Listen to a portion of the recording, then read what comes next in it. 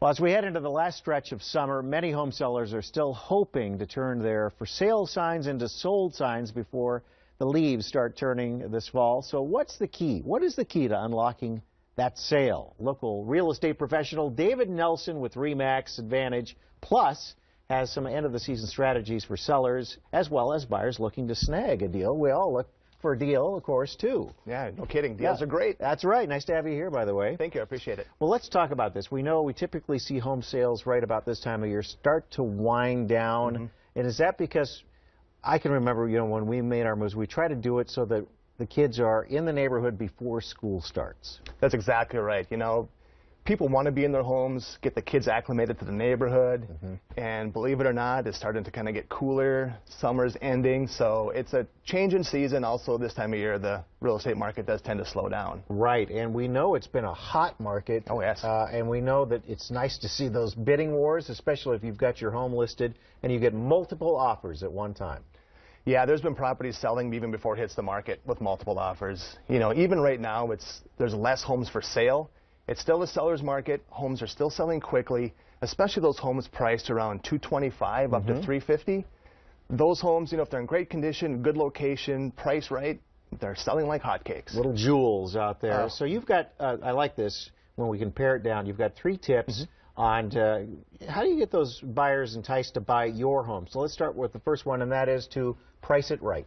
Yes, the biggest issue most buyers don't, or most sellers don't do, is they incorrectly price it. The average home should have an offer within 30 to 60 days. And if your house is still in the market after 30 days, you may want to look at that price, talk to your real estate agent, do a comparative market analysis, because the market may have shifted since your house was put on the market. Sure. Know the homes around you, what they've sold for, their square footage, and number of bedrooms, all of that, how that relates to your home. Exactly. And the biggest thing, too, is you have to look at condition. So maybe your house may be in better shape than the other house, so that should be factored in the price as well. And maybe you get a little bit more, hopefully. Yes. Yeah, right. Number 2 is to polish your online presence. If anyone that knows me, I'm a huge online social media technology kind of guy. Over 90% of buyers start their home search online. So if your home doesn't have a very dominant online presence, you kind of already have one foot in the grave. And one of the things that we'll do is I'll look at my listings. If they haven't had an offer within 2 to 3 weeks, I'll take the primary photo, which is usually like the exterior photo. Sure. I'll take that off and I'll substitute it with maybe something like the kitchen. Something that really wows and pops. Yes, or you want to put a featured on there because buyers have looked at your photo probably for 2 weeks now, and it's become kind of that mundane background noise. Maybe they didn't click on it. They didn't click on it. So the trick is if you swap that photo out, it perceives as a new listing. And maybe that might kind of instigate an extra click. Sure. Like if you live on maybe a pond or a lake or something like that, a view from the deck. That would sell it for me right there. Trust me, yes. And number 3 is to pay attention to the feedback you get when somebody comes through and maybe that wasn't their dream home.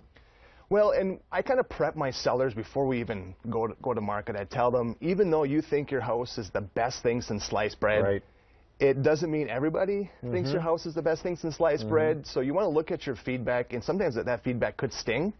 But also, if you have a majority of people telling you there's a foul odor in your house, maybe the lawn is unkept, that front door's rotten, fix those things or at least adjust the price accordingly and get it sold. Well, let's talk about buyers real quick. For those folks, can they still snag a good end of the season deal? Oh, of course. But you definitely want to, if you're a buyer, you want to be ready to act quickly because these homes do sell fast.